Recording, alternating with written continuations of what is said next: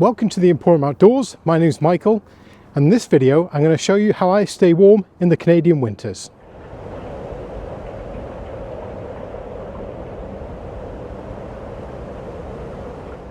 So in Canada the temperature can go from plus 40 Celsius down to minus 40 Celsius, so it's a huge swing. In the winter time our average temperatures range from maybe minus 10 Celsius down to minus 40 Celsius, and in the bush it can get even colder. So I'm going to go over some of the choices I've made in order to put together the gear that you see on today. I've been winter camping and hot tenting in Canada for many years now. I've used all different types of transport to get around, from Argos to snowshoes. Typically I'm pretty active when I'm outdoors in the cold. I'm not like an ice fisherman that's static for maybe several hours. So bear that in mind when I show you my collection of clothes that I tend to wear. One thing I ensure is that I have several layers that I can take off when I have to. The last thing you want to do is start to sweat inside your clothes when it's very cold. That's going to exacerbate a situation where you're going to get even colder. On a short camping trip of a day or two, I don't bring any spare clothing with me. The only things I bring with me for spares are a pair of socks, pair of gloves, and a different hat. Before we get into the outer layers, let's look at my base layer. So primarily it's all merino wool, apart from the socks which are alpaca, which are excellent for cold winter conditions. Merino wool is very comfortable to wear, and it also makes sure that your skin stays nice and dry means warm in cold temperatures. Of course it also has great insulating properties. On top of my base layer I have the Samara wool field shirt. This is one of my favourite pieces of clothing, but any wool pullover or fleece pullover will work fine. And on top of that is my Hardlands down jacket. This is a packable jacket I've been testing out for the last couple of months, and it's been absolutely great for the price. So the Hardlands gear jacket was sent to me free of charge from the manufacturer to test out, and I have put it through its paces. I took it out for my weeks-long hunting trip in November, where it performed extremely well. I do like you can cinch the hood down, and the chest pocket is excellent for keeping a phone in. One thing I think they could have done better is maybe elasticated the cuffs, but I find if you use it under other garments, that doesn't really cause too much of an issue, even during that tough trip where I used it every day and more or less slept in the thing. And for $78 you can't go too far wrong, so take a look at their website if you get a chance. So let's go another 10 degrees colder to minus 20. I'm going to throw on top my anorak. This is the Pilgrim anorak from Helikon-Tex, one of my favourite all-round jackets, and I've combined this with my Pilgrim pants, which are by far my most favourite outdoor pants, and I wear these summer, winter, all year long. These pants are about half price of the Fjällräven Vida Pros, and I find them way more comfortable and more practical, and they've taken no damage over all the years I've been wearing these, unlike the Fjällrävens.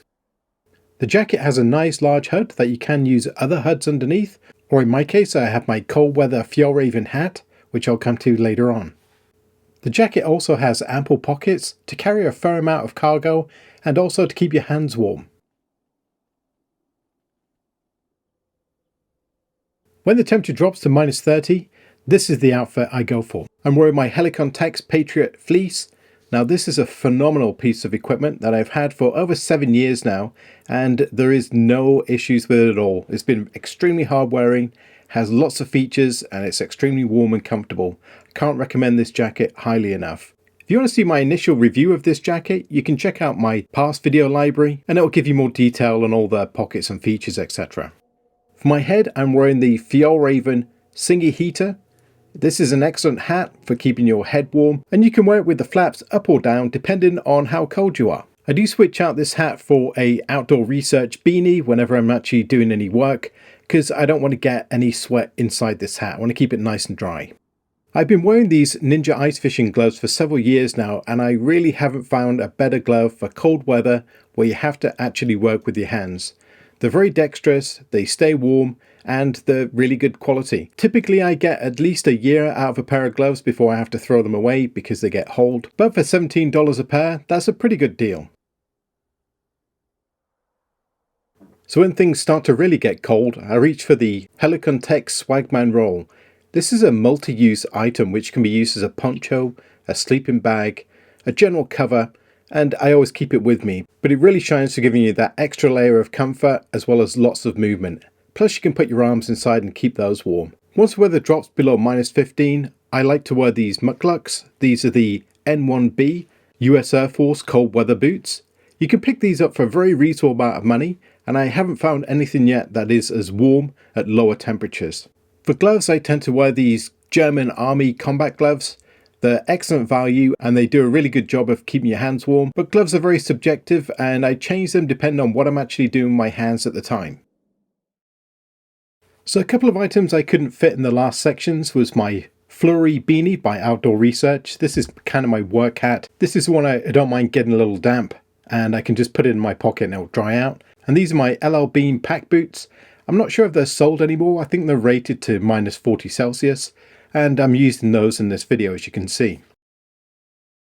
Speaking of the video, this is something I filmed 3 years ago, and this is probably my coldest camp I've ever camped. The static temperature the next day in the morning was minus 44 Celsius. That's extremely cold. I learned some very serious lessons from doing this overnight camp. I didn't expect it to go down to that cold. I was expecting a minus 35 Celsius.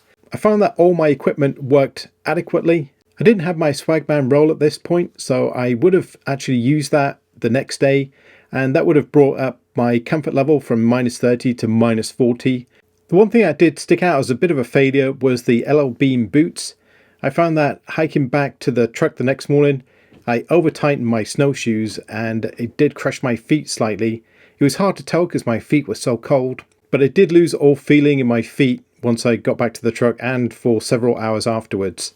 My feet did warm up eventually, but I did lose feeling on the outside of both feet for probably about 3 months afterwards, so I suspect I did have some nerve damage from frostbite. With hindsight, if I'd actually had the N1B mucklucks, I don't think I would have had this issue, as they are completely different and way more comfortable and better suited to these extreme cold temperatures.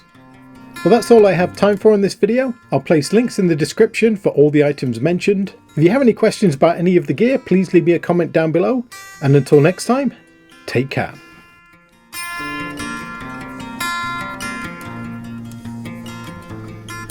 And as always, thank you very much for watching. If you like my videos, leave me a comment, maybe a thumbs up, and don't forget to subscribe.